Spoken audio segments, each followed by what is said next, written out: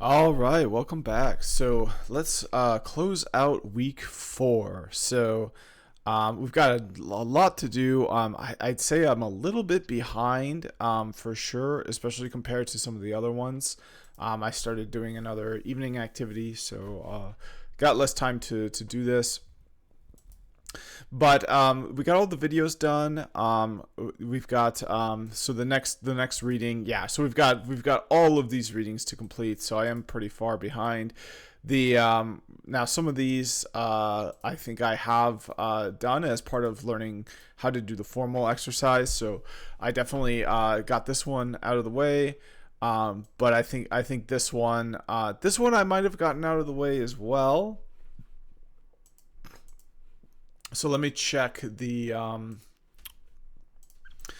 the description of the exercises. So yeah, so it would say to do this one here, and then yeah. So I think I definitely need to read this one as well. This one I've already read, so I've got a lot of reading I need to get through here. Not going to be easy, unfortunately. And then yeah, I just think I'm not going to get to the supplemental materials this week. They're optional. All right. So with that being said, let's take a look at the formal exercise. So I only have one entry left to log my formal exercise, and that will be the sitting meditation, which I like. So I'll be working on that soon. And then before that, though, let's try to do the informal. Now, the informal I've been struggling with quite a bit. I just feel like there's really not that many moments in my life. I've kind of like taken a lot of effort to design my life where I wouldn't really need a tool like this that much. There definitely have been some, but I feel like it's been hard to be mindfully aware that I can do this. So there's really haven't been any moments where like I was like, you know what would have been perfect for this? The stop. There was like maybe one moment this week like that, and I need to log one every day, like 6. So yeah, I'm really far behind with this one. I'm gonna have to log 2 more in order to get this done. And I really honestly didn't really do it. I guess I would say I did do it yesterday, waiting for the bus for park, for the I think it was the West Park, or for uh,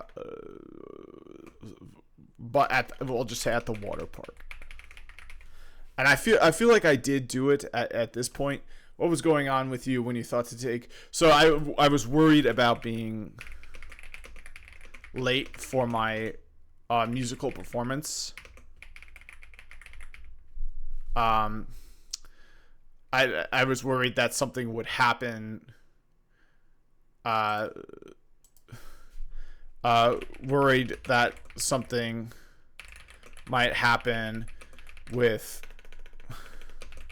bus or something else to delay my estimated travel time. And I will say my estimated travel time was delayed by, I would say, about a half an hour or longer. So and it wasn't due to the bus, but it was due to traffic on the way back. I thought I would take at most an hour to get back, and it took considerably longer.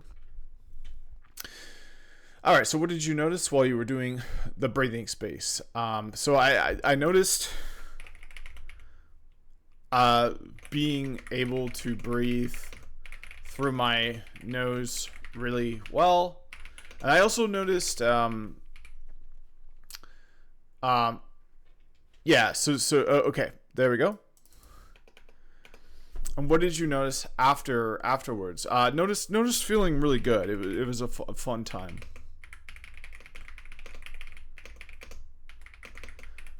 Fun time. So what did you learn? Although I was late,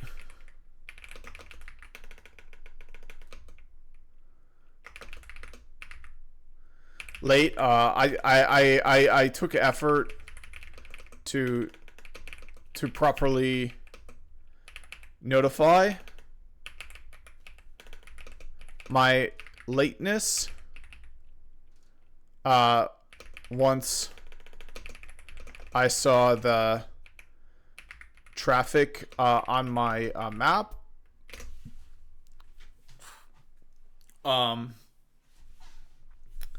I definitely could have decided to leave earlier, but the way I chose to proceed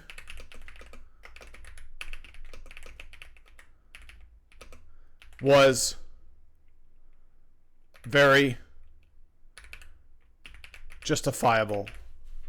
So that helped. This is a really good one. I was waiting for the bus at the water park because it's that time. I gotta go. I gotta get to my performance. I did push it back. I told my friends, it could be as early as 2:15 when I need to leave.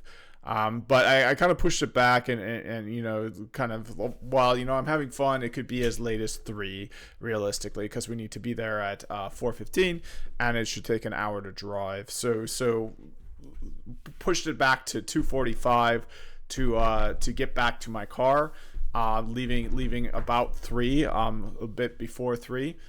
So waiting for that bus at the water park was a great moment to do the stop exercise, because it's like, am I going to get there? Is the bus going to arrive? Maybe the bus doesn't have enough room for me to get on. I might have to wait for the second bus, and then I'd be leaving around 3:15, 3:30. And I just completely blew off, and it wasn't just, something beyond my control. It was like, no, I definitely did not kind of in good faith leave at an appropriate time. So that was a great time to do the stop exercise. 1 minute breathing space. The first thing is the T. You stop. And then the second thing is you take a breath, or even just notice your breath. You don't have to alter your breathing anyway. You just focus on your breath. And you don't focus, the bus is not going to arrive. The bus is not going to have enough space. I really made a poor decision in pushing the time back. I really should have cut things off at 2:15 rather than 2:45. All you do is you think about your breath and nothing else. The thoughts come, then, it's not about engaging with the thoughts. It's not about saying, you know what, you did need to leave early, or even, you know what, you're justified in leaving when you did. It's not about that at all. It's about focusing on the breath and letting those thoughts come and go. Because in the end, they're just thoughts. Thoughts are really different than a lot of different things. Thoughts aren't things that are true. Thoughts, they, in a sense, they do exist in nature, in your mind, but they're not. The map is not the territory. Your thoughts are not due the level of importance that they're sometimes given. I would say that your ability to breathe is oftentimes a lot more critical to have functioning at a high level than your thoughts, unless you're doing a math problem, maybe. All right, so worried about but even then, if you can't breathe, you're going to have trouble thinking about that. So yeah, what was going on with you? Worried about being late. What did you notice? Notice I was really able to breathe really well through my nose. What did I notice after I focused on my breath? I felt good. I was in a good spirit, good time. So really, being late is just one small thing. And the loadout happened. I notified that I was going to be late, and I didn't even miss the entire loadout. I was able to help with the second half of the loadout, and then the load in. I was actively involved in the load in, and everything went great. So that's as easy as it's got to be. Now I need to do one final one to close this out. I can't really think of anything else from, what would have been a really good one? And I wish I would have done it. When I was playing at my concert yesterday, I had a whole day at the water park. So there was a lot of things, and I'm the fat kid, so I got rejected from one of the rides for being too fat. But that didn't bother me at all because I've got a weight loss plan, and like I already knew that I was too heavy, so it's not like a surprise or anything, and it's not like I feel like there's nothing I can do about it. So that really didn't bother me at all. What bothered me a little bit was when I was playing music, and I was cramping. Because I never really experienced that before, and I never really experienced a cramp in that one area. So it was like, oh no, like what's happening to me? That would have been a really good time to do the stop exercise and then to choose how to proceed. As it was, I kind of did the stop exercise, but I didn't really focus in on my breath. But I think that's a good one. I think that's a good one because I feel like I did do some version of the stop exercise. So lower right abdominal cramping hard during musical performance. So what was going on? And I didn't necessarily think to take a breath, but I had intense pain, so significant that I couldn't continue to play. So what did you notice while you were doing the breathing space? And this would have been great. I feel like it would have gone a lot better. So I think this is a perfectly valid entry, even though I didn't do the exercise effectively. This is probably even a better way to do it. So I'd say didn't focus on breath effectively. Instead just kind of tried to keep doing, tried to carry on and bear through it, but it was too much to bear, and I had to stop playing for probably over 10 seconds. Which doesn't sound like a lot, but when you're playing fast-paced rhythmic music, just not playing for 10 seconds is kind of a big deal. What did you notice after you did the breathing space? So what I noticed, and I didn't actively focus on breath. So I felt like I could have done this while I was playing, and it would have prevented this whole thing. But what I noticed is there was another way to sit that didn't aggravate my cramp.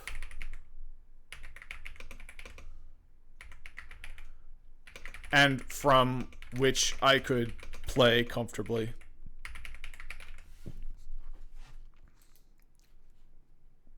I was kind of leaned back in a way that was making my lower abdominals work hard. So like if I leaned forward, then my lower abdominals didn't really have to do anything. So what did I learn? Although I failed to take a breath and notice breath, this was a good learning point where doing stop might have led to more effective behavior. I might have been able to prevent the cramp or to better address it rather than having to completely stop playing for a long time. I could have just played a simpler part.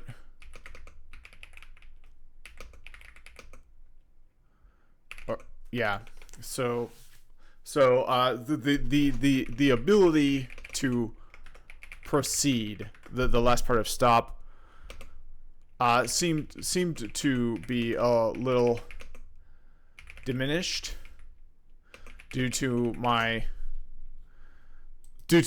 not remembering to use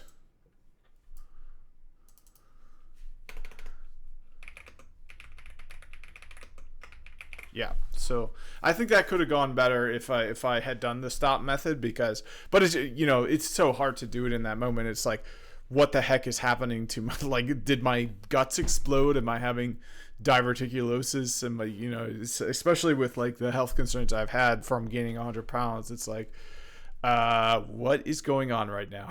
so it's like, if I use the stop method, focus on my breathing, and then put my awareness out to this pain, I might have more effectively in sooner been like, oh, well, I'm in a position where my abs are really tensed. What if I like lean forward or go into another position? I might have been able to do that while I was playing, rather than have to stop playing first. And I might have been able to experience a lot less pain. I also had a muscle cramp. And this is a good one. You know what? I have a 7th entry for this. I have a 7th entry. Well, but I don't write it down. When I was at the water park, a slide kind of messed up my my right upper hamstring, because I crossed my legs with my right leg underneath. So my left leg was elevated and my right leg was like bearing the brunt of the friction of the slide. And I got a cramp. After walking back up to do the slide again on the stairs, I got a cramp. My body just couldn't handle that. So what I did is, I did use the stop method essentially, and I did a little bit of yoga, and it really helped. The cramp didn't go into full force. And then what I did that was key is, when I went back down, I crossed my right over my left, because my left was not cramping at all. And yeah, I didn't deal with cramps for the entire rest of the day. Now maybe that stomach cramp had something to do with it, but I'll take the stomach cramp. The upper ham cramp prevents walking long distances. So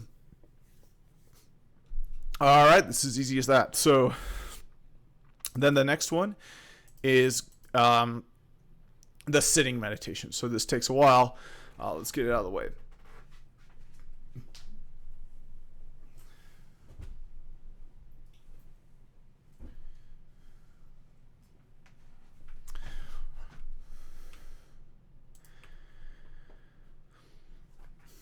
All right, and I feel like I need a glass of water. I don't want to only be thinking about how much I want to have some water.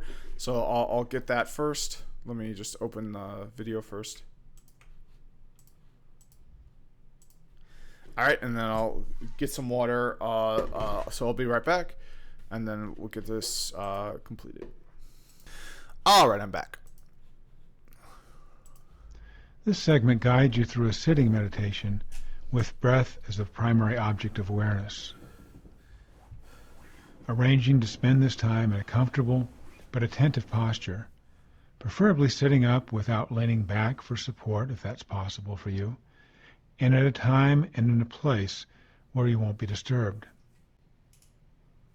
Sitting in a dignified posture, head balanced on shoulders, arms and hands resting in a comfortable position. This is a time for allowing ourselves to switch from our normal mode of doing and moving and reacting to one of simply being, just being attentive to what is happening within your own awareness right here and right now. And as you sit, Just noticing sensations of breath.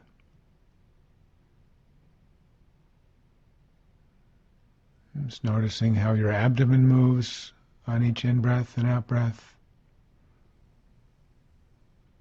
The movement of air through your nostrils. The slight movement of chest and shoulders.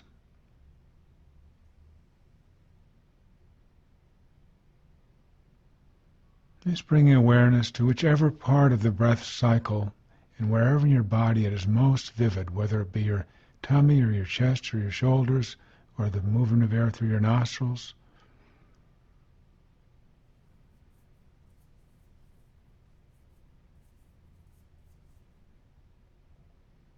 Noticing the entire cycle of breath.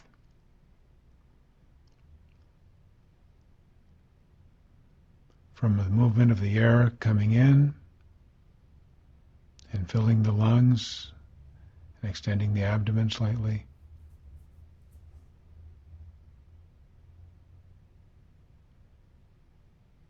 The movement of air going out.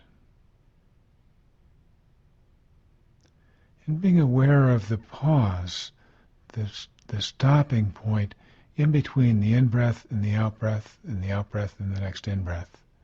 It's all one movement.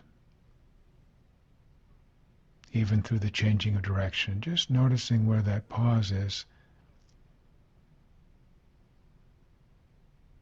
Seeing to what degree you can be aware of the whole entire cycle.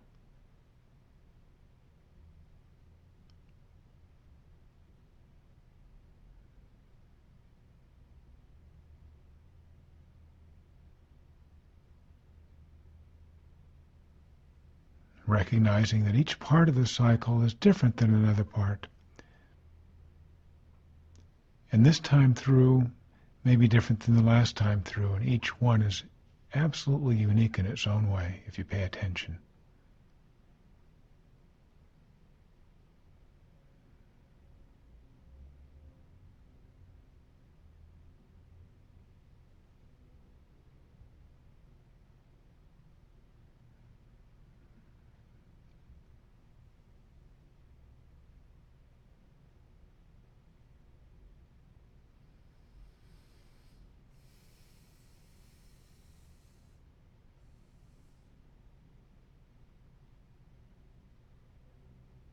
You'll notice your attention from time to time shifting away from breath. The mind may wander into fantasies or memories, thoughts of the day, worries that you might have, things you need to do. And without giving yourself a hard time, when you notice that that's happened, just gently but firmly bring your awareness back to the sensations of breathing.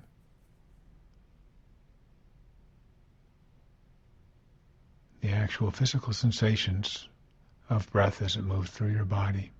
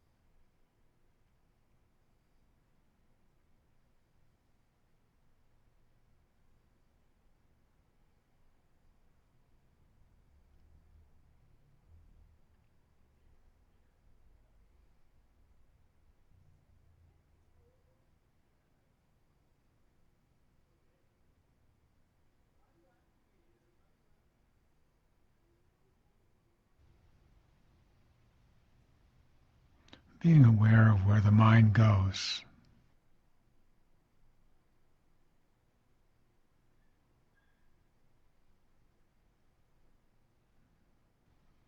Gently shifting your awareness to sensations of breath,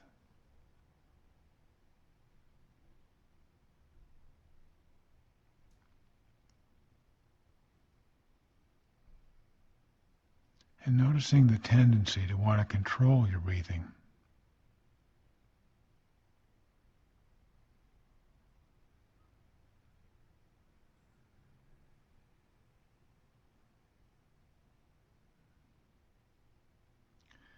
Letting the quality of attention be light and easy. One of simply observing and noticing.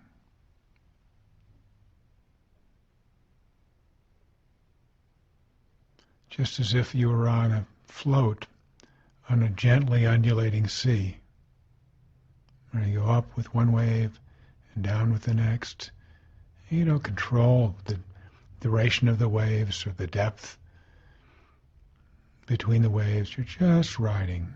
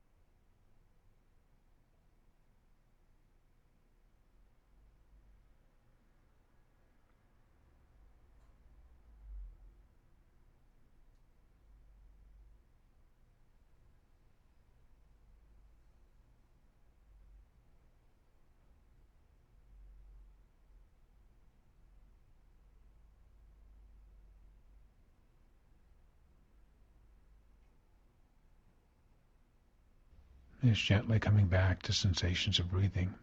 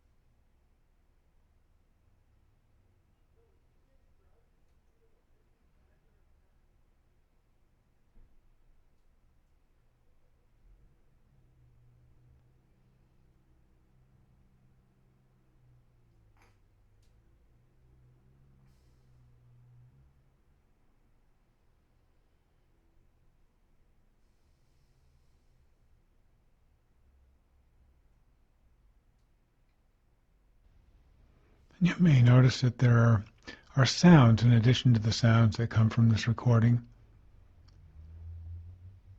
Sounds of traffic or movement or something else going on. And just noticing that your attention is moved to that perception of sound. And staying with it just long enough to notice the quality of the sound. Sound is vibration, tone, volume or intensity.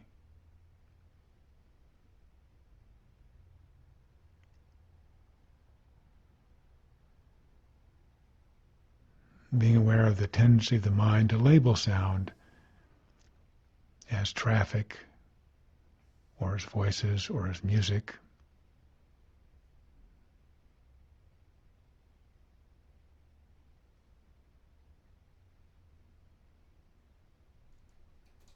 And coming closer to the actual experience of the sound as it hits your eardrums.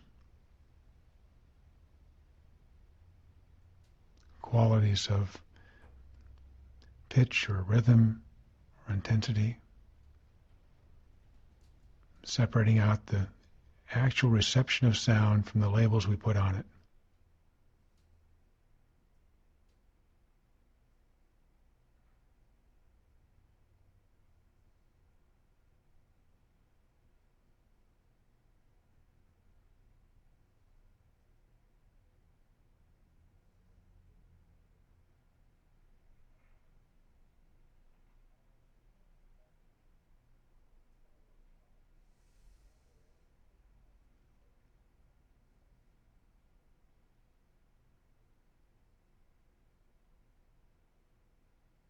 And if you've been paying attention to sound or notice that you've gone off to be noticing the perceptions of sound, bringing your attention once again back to breath.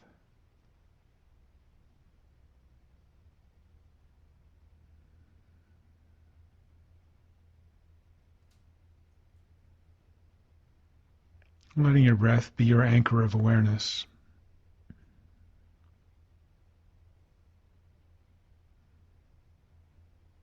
So that each time your awareness goes somewhere else, just gently coming back to breath without judgment or any upset if you can do that. And you say, well, my attention's gone somewhere else, just coming back to breath.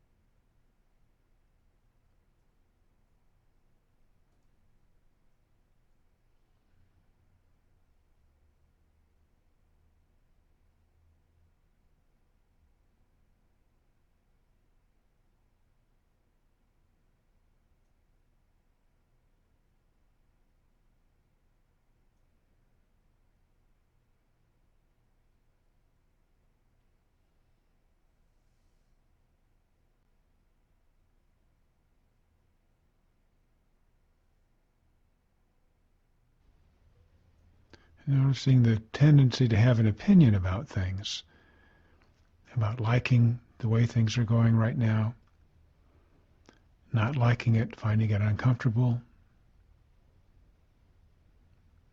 That too can be an object of awareness, just noticing that you have an opinion about things often. So that's my liking mind, just liking this. There's my critical mind, saying would rather have things be different than they are.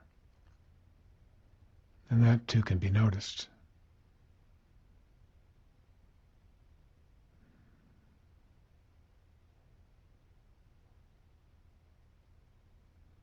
And building the capacity to notice liking or disliking and not to have to do anything about it.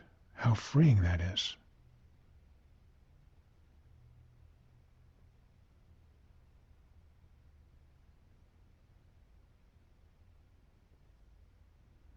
And as you notice that happening, just bringing your awareness to the physical sensations of breath, wherever it's most vivid for you.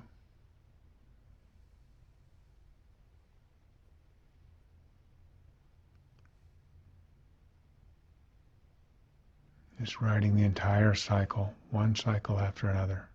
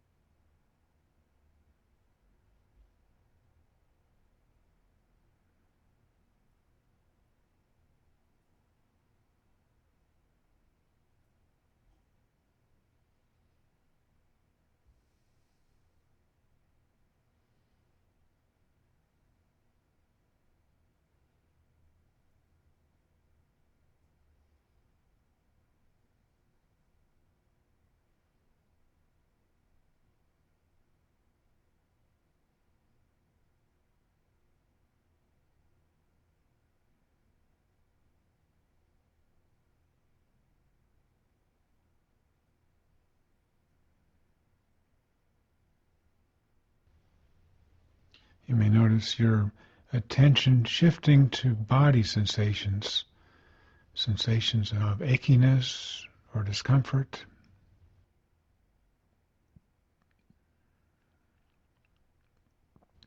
of tension.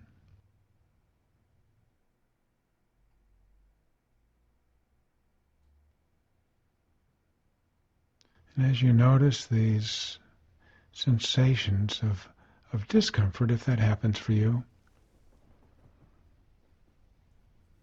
there's several things that can be done with such a sensation.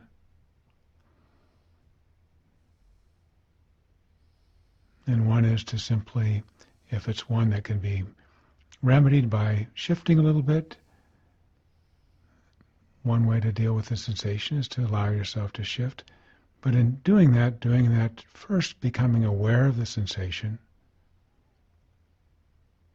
noticing precisely where the achiness or the tension might be. And once you're aware of where that is, developing an intention to move and moving mindfully and with full intent to make that motion. That's one way to deal with a strong sensation.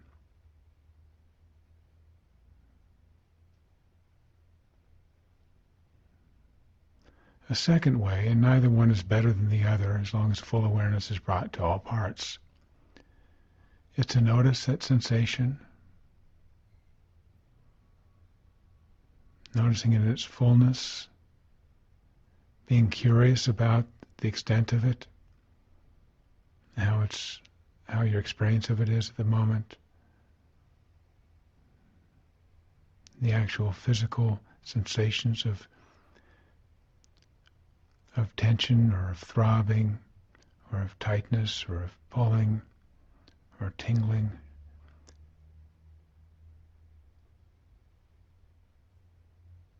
And the second way of dealing with it is just to notice that it's possible to stay for a moment longer with that sensation and experience as pure sensation without the labels of discomfort or tension or achiness, just noticing just where it is.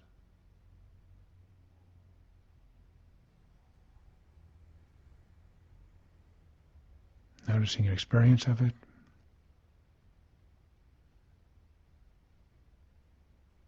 And staying with it without having to react to it, at least for the moment.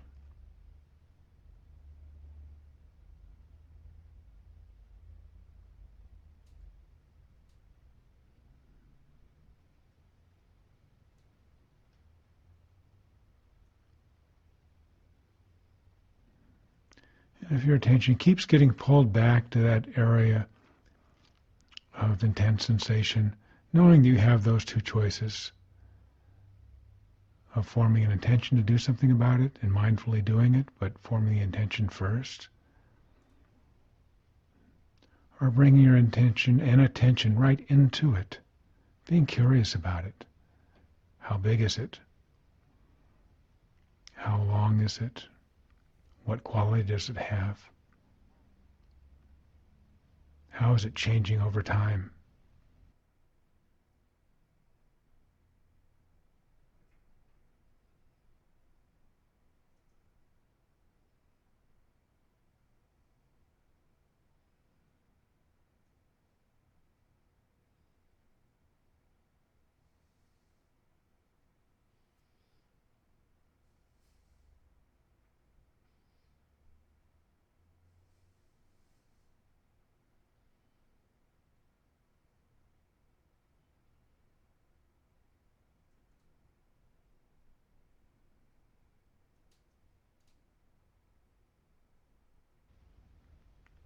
And wherever the mind goes, in terms of thoughts or liking or disliking, perceptions of sensation or hearing of sound, or feelings of peace or of sadness, or of frustration, or of anticipation. Just noticing these are all thought forms and bringing awareness to sensations, to the movement of breath.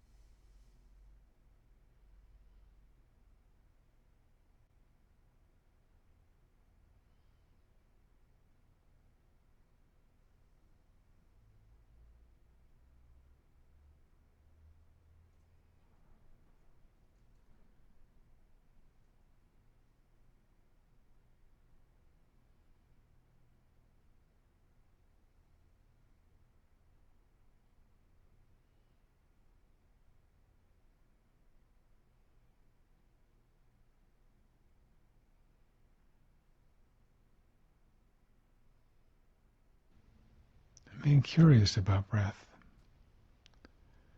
observing that no two breaths are exactly the same.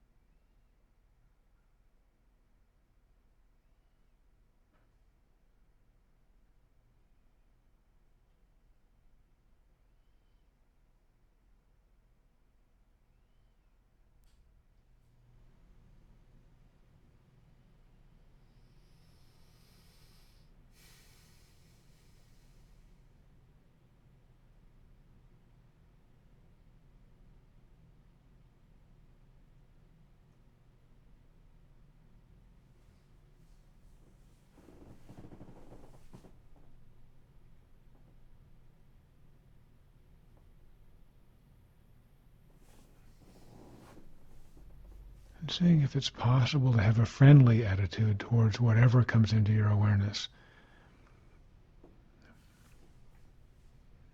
Now, if your mind has gone off on a fantasy or a thought or a judgment or a worry or a sensation or a sound, just in a friendly way, noticing that this is happening and coming back to breath. Recognizing the entire cycle of awareness is important to this experience, including the movement from breath and including the coming back.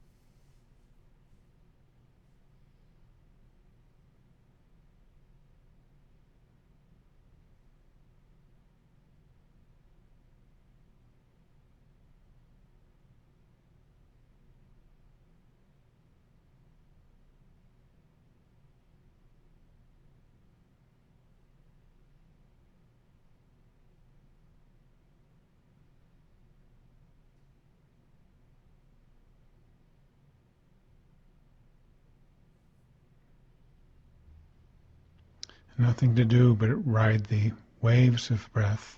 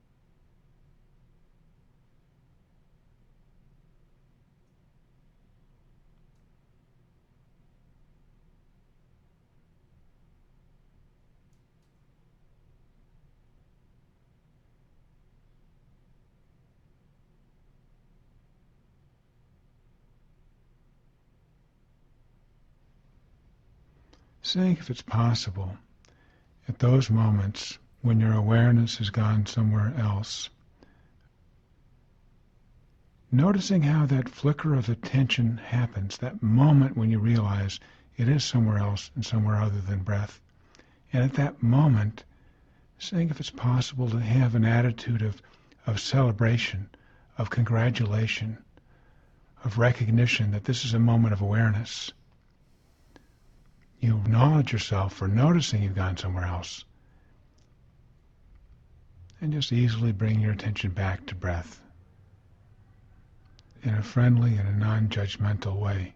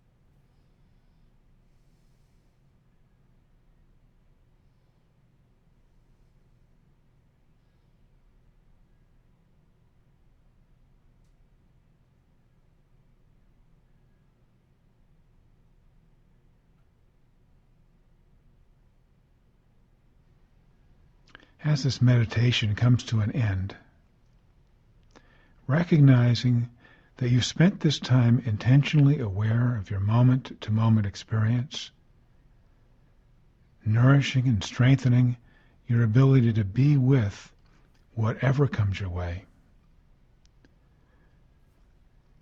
building the capacity for opening the senses to the vividness, to the aliveness of the present moment, expanding your skill to be curious and available about whatever presents itself without judgment.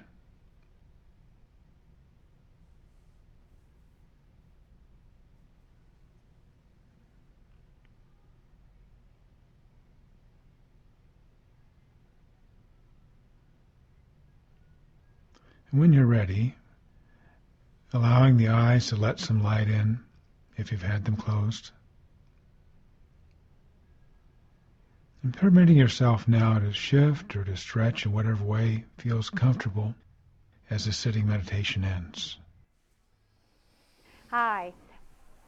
All right. So all I gotta do is leave some comments now, and that'll be the end of the formal and informal practice. So I thought a lot about what comments I would leave.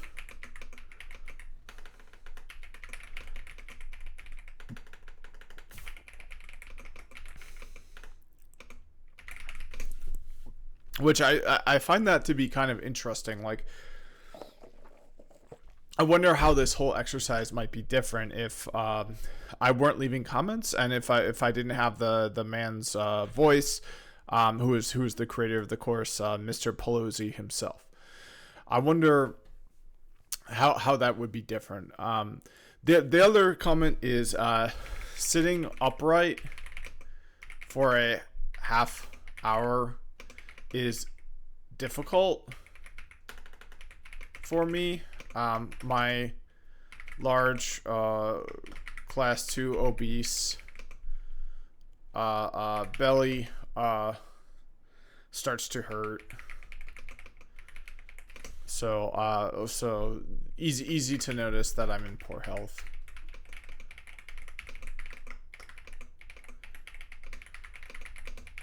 To cure my obesity. Okay. And I'm working on that, so there's really nothing to worry about. As long as I stick to my plan, things should go good. If my plan doesn't work, then I can make a more concerted effort to get on the new drugs that are out there, GLP blockers, I think, semaglutide, and there's a newer one out there still. So, yep, things should be going with that. This MBSR is helping a lot as well, because the depression, anxiety, and stress, I think, especially depression, is how I gained that weight. There were so many things going on in 2020, 2021, the pandemic, and then probably the biggest thing was the Texas winter storm, where my water was knocked out for 9 days, and like the roads were all frozen over, and like the whole city, there were about 200 deaths as a result of that. The electricity went out for millions and millions of people all over Texas, and then the water got contaminated, so they were told you have to boil your water, despite the fact that they didn't have electricity. So everyone in Texas was affected by that, and then on top of the pandemic, on top of American affairs being unprecedented. Eating was the thing that really worked for me, which, you know what, to be honest, maybe I'm a little bit grateful for that. The fact that I didn't run out and completely make life-altering decisions in some way. Being obese is probably preferable to some erratic decision, just that's completely reactionary to but I got to get that weight off. So that's pretty much the main thing I notice is I'm really not comfortable in my own skin. So but that noticing, that coming and going, it's a thought, and thoughts are kind of not the highest level of human functioning. The highest level is probably things like breathing, like your basic survival things.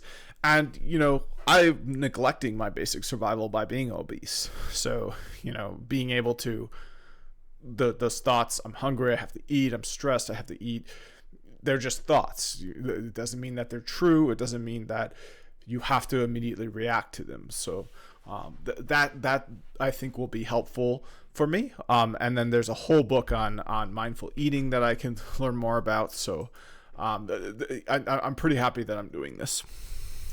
All right, so that's it for the informal practice. So all that's left now is the reading. There's no getting around it.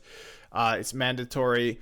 So it's just going to be rough. It's a lot. So let me knock off this one, and then these look like they're not too bad. No, they're pretty bad. So then I've got at least another hour video. This one is knocked off already, so I'll close it. All right, and then let me knock this one off right now. So the anatomy of anxiety. The full article here, The Science of Anxiety, time diagram by Joe Lertola, text by Alice Park. What triggers it and how the body responds. When the senses pick up a threat, a loud noise, a scary sight, a creepy feeling, the information takes two different routes through the brain. By putting the brain on alert, the amygdala triggers a series of changes in brain chemicals and hormones that puts the entire body in anxiety mode. Oh, and I guess this is the only part that's supposed to be read on one page and then the other after that. That's what these dots mean. So I'll read this page and then move on to this one. So the two different routes through the brain are Route A, the shortcut. When startled, the brain automatically engages in an emergency hotline to its fear center, the amygdala. Once activated, the amygdala sends the equivalent of an all-points bulletin that alerts other brain structures. The result is the classic fear response: sweaty palms, rapid heartbeat, increased blood pressure, and a burst of adrenaline. All this happens before the mind is conscious of having smelled or touched anything. Before you know why you are afraid, you are what? Okay, so I think what this sentence means, and it would be clearer if there were a period there, is you are afraid before your conscious mind even knows it, or and especially before you even know why. So it's just these things kick off, and then your conscious mind catches up, and you're like, oh, I'm afraid, and I'm afraid because of this. So these happen automatically, and they happen before you even know it. So the second route through the brain that happens so that your brain can pick up on a threat is B, the high road. Only after the fear response is activated does the conscious mind kick into gear. Some sensory information, rather than traveling directly to the amygdala, creates a more circuitous route, stopping at the thalamus, the processing hub for sensory cues, and then the cortex, the outer layer of brain cells. The cortex analyzes the raw data streaming in through the senses and decides whether they require a fear response. If they do, the cortex signals the amygdala, and the body stays on alert. Okay, so here's the two routes here. So route here is A, the thalamus. It's the shortcut. So it goes directly into your stimuli, directly there, and that can happen through your senses, through your smells. There's a lot of smells where you could imagine something burning, would be a good one, and then yeah, so they go direct. Now there's also this path B, the high road, which is your conscious mind. Yeah.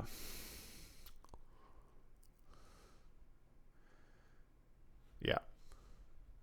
So it can happen all entirely in your head, even unrelated to direct stimuli, is what I take away from that. The cerebellum is so... honestly, like the cerebellum... I don't know if my keyboard is out of battery or what. There you go.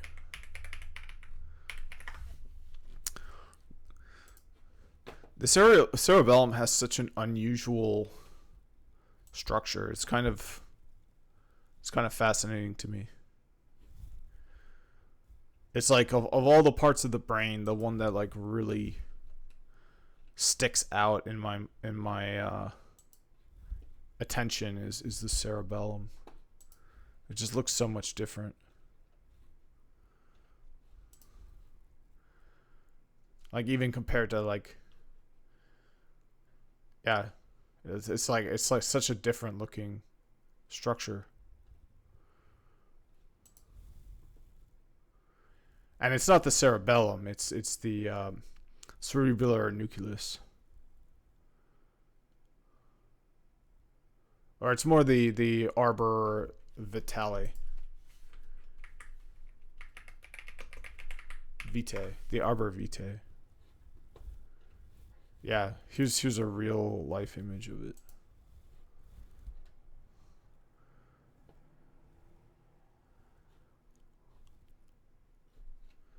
Yeah. Huh. Okay. Well, anyways, yeah, so we already read this. By putting the brain on alert, the amygdala triggers a series of changes in brain chemicals and hormones that puts the entire body in anxiety mode. So stress hormone boost. Responding to signals from the hypothalamus and pituitary gland, the adrenal glands pump out high levels of stress hormone cortisol. Too much cortisol short circuits the cells in the hippocampus, making it difficult to organize the memory of a trauma or a stressful experience. Memories lose their context and become fragmented. And then the racing heartbeat, the body's sympathetic nervous system responsible for heart rate and breathing, shifts into overdrive.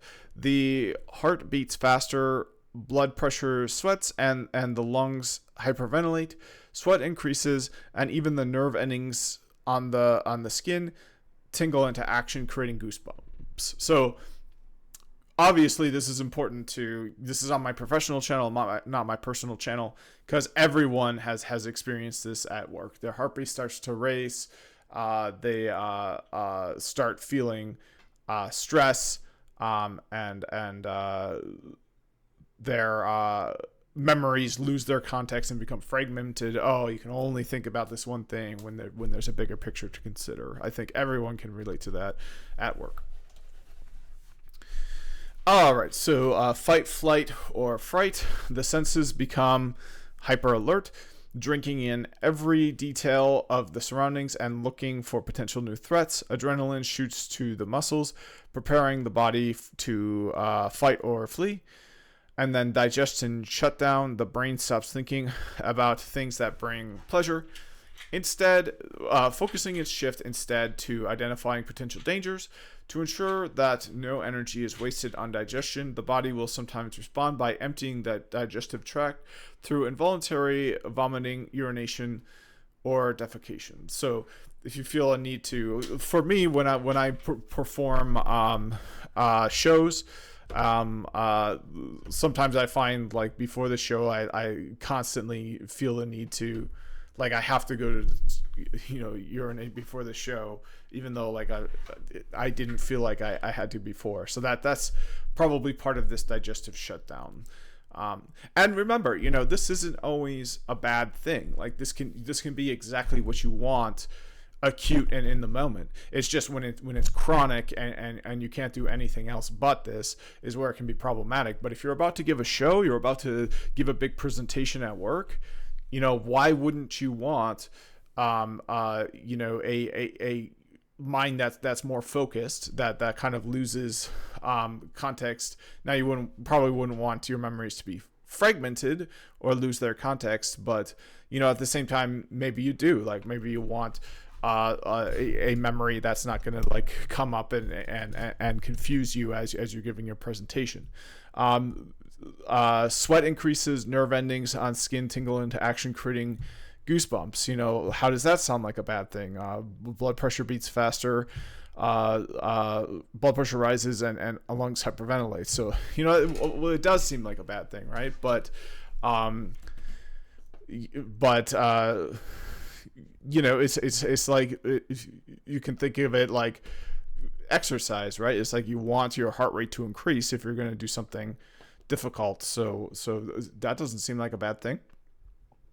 Now they're kind of painting this with a bad brush, and again, if it's chronic, yes, it's a bad thing, especially the high blood pressure. But acutely, for the purposes of meeting an objective, a heartbeat speeding up a bit sounds great. Zone 2 cardio. Okay, and then fight, flight, or fright. And I will say fight, flight, or freeze. I read an article on that. 60% of the time, according to the article, and I suggest reading articles on this to get a more complete picture, not just taking my word for it. The response that's actually chosen isn't fight or flight. And when you think about it, like, of course, like, how many times have you seen someone deck someone in the face, punch someone in the face because of something, or just, like, turn around and run? That never happens, right? So the most common response to fear is not fight or flight. It is freezing, just freezing, tensing up, and not doing anything at all. And that can be the worst response possible, because if there's a fire and you just freeze, you should either flee the building where there's that fire, or you should try to fight the fire and put it out. So, that if it were just fight or flight, things would look a lot different than how they actually do. And what the most common response actually is, according to what I've read, and don't take my word for it, look it up, is freezing. So people just do nothing. They tense up and like a deer in the headlights. The senses become hyper alert, drinking in every detail of the surroundings and looking for potential new threats. Adrenaline shoots into the muscles, preparing the body to fight or flee. So again, does that sound like a bad thing? I mean, if you're gonna fight or flee, your muscles are ready to go, and you want them to be ready to go before a big presentation. You're gonna be standing for maybe an hour talking, even 10 minutes talking. You're going to be giving a performance of some kind. Doesn't sound like a bad thing acutely in the moment. Now, chronically, forever, having always looking for potential new threats sounds like a disaster. But short term, this is how you can reframe your stage fright and call it stage excitement. All right, and then digestion shutdown. So if you're performing in white pants, hey, I'll take a digestion shutdown any day. I don't want that part to be working. All right, so now let's look at the labels of this image of the brain here. So the first one is audio. So it's the eyes, auditory and visual stimuli. So this branches off, and we can see it's the ears. So it can come in through the ears, or it can come in through the eyes. And the interesting thing is your ears and your eyes kind of work similarly. So they're kind of like higher order senses. If you hear something or if you see something, it goes directly to the thalamus. Whereas if you smell something, or if you touch something, it doesn't. So that's kind of interesting. I didn't know that. Sights and sounds are processed first by the thalamus, which filters the incoming clues and shunts them directly to the amygdala or to the appropriate parts of the cortex. Number 2, which is tactile stimuli, and these have the same number just as these do, because they go the same place to this amygdala here. Olfactory and tactile stimuli. Smells and touch sensations bypass the thalamus altogether, so they don't get filtered. So if you see something happening, let's say you see a fight, it filters like, oh, maybe they're just play fighting, maybe. But if you get hit, if someone punches you, it goes directly to your thalamus. I mean, that's the difference between people watch fights. UFC fighting is on TV. People cheer for their favorite fighter, but people don't freak out watching fights the same way they do when they are in one and they get hit. Well, that's because getting hit is a tactile stimuli, and it goes directly to the amygdala and doesn't get filtered first through the thalamus. Watching a fight is auditory and visual stimuli, so it can be filtered, it can be processed by the thalamus, which filters the incoming clues and shunts them either directly to the amygdala or to the appropriate parts of the cortex. But when you actually are in a fight and get hit, it goes directly to the amygdala in a shortcut. Smells, therefore, often evoke stronger memories or feelings than sights or sounds. And again, this is why being in a fight is so much different than watching a fight. And then number 3 is the thalamus, which is the thing that filters. The hub for sights and sounds. The thalamus breaks down incoming visual cues by size, shape, and color, and auditory cues by volume and dissonance, and then signals the appropriate parts of the cortex. Now, I wonder if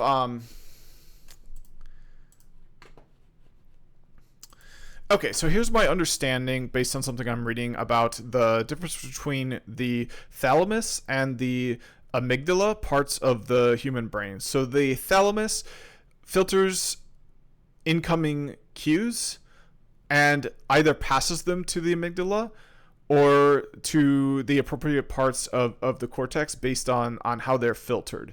So the thalamus can accept visual stimuli, and it can accept audio stimuli. Now that's different from the amygdala. So the amygdala, of course, can accept filtered input from the thalamus that came from the visual stimuli and auditory stimuli.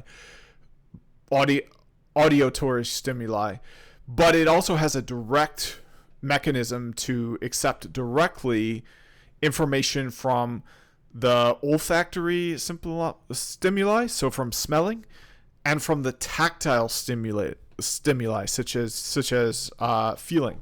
So my understanding is like this is why like it's so much different to be in a fight than to watch a fight. When you watch a fight, that's a auditory visual experience, so it can come in through that thalamus, and then you can feel amped up, you can feel strong emotions as if you were in a fight, but they have that chance to be filtered first. Whereas when you're actually in a fight and you get hit or you hit someone, that goes directly to that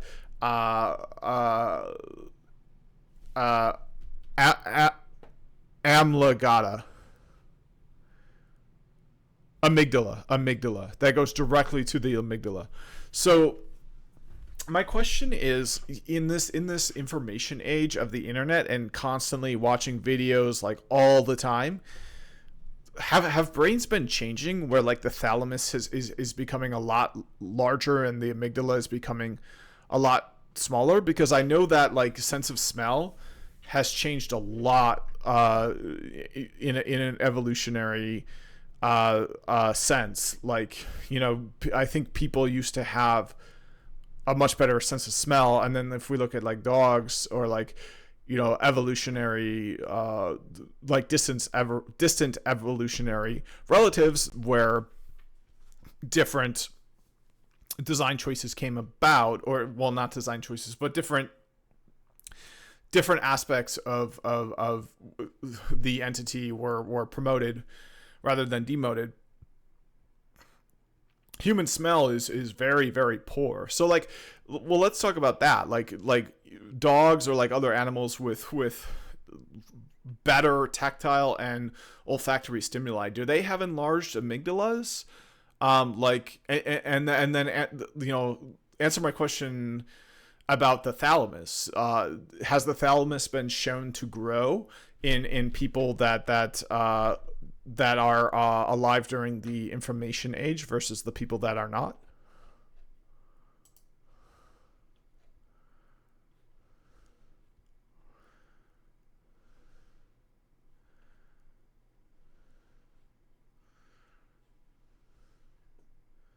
Oh, the amygdala does not receive it directly? Oh. Oh, it does. It does. Okay. Importantly, okay, yeah. There's no evidence, yeah.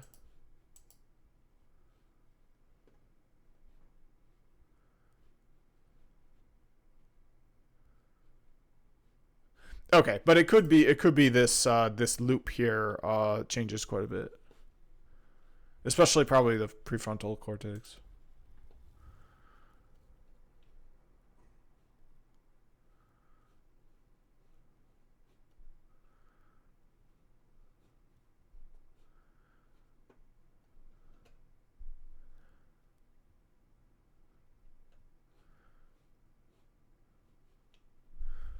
Okay, so let's just read the summary. There is no clear evidence that the thalamus has physically grown, although functional brain adaptations might be occurring due to neuroplasticity.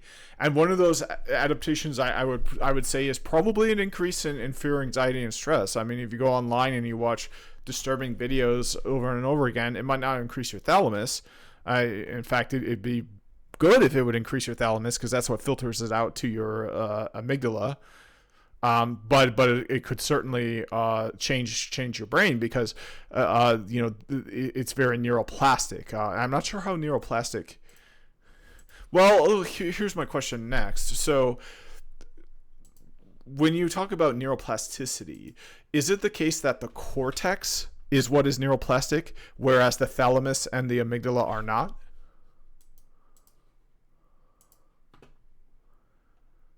Okay, and then let's read the second part of the summary. The amygdala's direct processing of olfactory and tactile inputs hasn't diminished, but digital overstimulation could be impacting how emotionally reactive we are to filtered stimuli. And then animals with strong olfactory or tactile abilities like dogs, do have brain structures, including the amygdala, more attuned. I don't know what attuned means.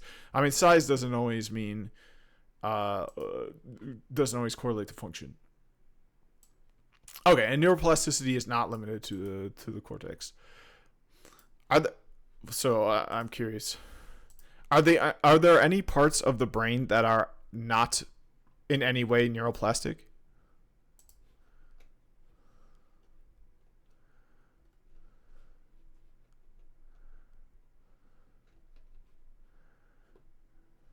Okay, so there are no areas of the brain that are entirely devoid of neuroplasticity.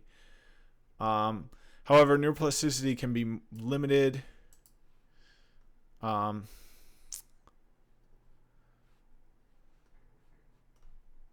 Okay. Well, anyways, I'm on a tangent here, so let's get back to the task at hand. So number 3 is the thalamus, which we see right here. The hub for sights and sounds, the thalamus breaks down incoming visual cues by size, shape, and color, and auditory cues by volume and dissonance, and then signals the appropriate parts of the cortex. Number 4 is the cortex.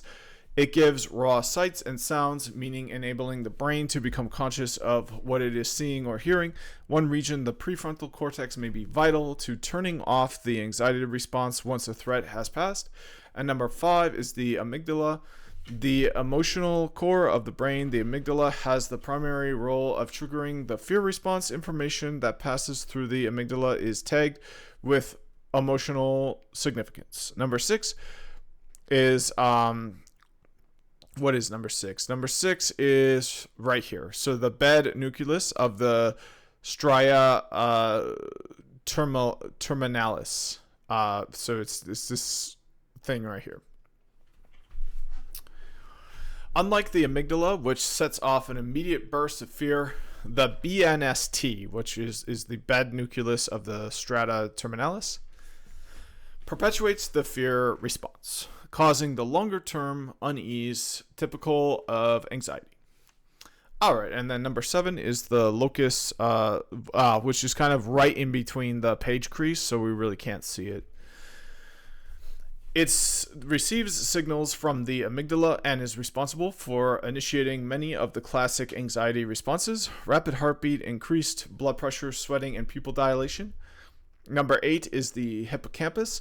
This is the memory center vital to storing the raw information coming in from the senses, along with the emotional baggage attached to the data during their trip through the amygdala. So with that, that is the end of that reading, thankfully. We still have a lot to go. All right, so I think I'll take a break, and I should be able to knock off some more. I'm tempted to do these other ones in their own video. Yeah, you know what? I think I'm going to need a little bit more substantial of a break. So let me do these in their own video after I've had more substantial of a break. And then that will be the end of week 4. I also the other mandatory thing is the midway self-assessment. So I've got quite a bit to go through. So let's save this in Word format. And then I've got all of these to go through, which is going to be at least an hour in its own video. So with that, that's it for this video. Thanks for watching, and see you in the next one.